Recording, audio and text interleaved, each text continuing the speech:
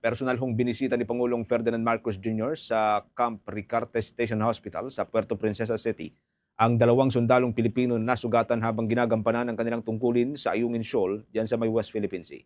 Bilang pagkilala sa kanilang katapangan at yung tapat na paglilingkod sa bansa, ginawaran po ng Pangulo ang dalawang sundalo ng Order of Lapu-Lapu. Bukod dito, pinagkalooban din sila ng tulong pinansyal na nagkakahalaga ng 100,000 pesos bawat isa.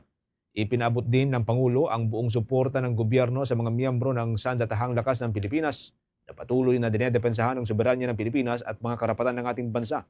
Matahanda ang nagtamuho ng sugat ang dalawang sundalo kasunod ng marahas na konfrontasyon sa pagitan ng Philippine Navy at ng China Coast Guard malapit sa may BRP Sierra Madre sa Ayungin Shoal noong Lunes, Hulyo 20. Isa sa mga sundalo ang pinagkahambalos sa ulo ng kahoy na baton at napinsala rin ng military rubber boat ng Pilipinas.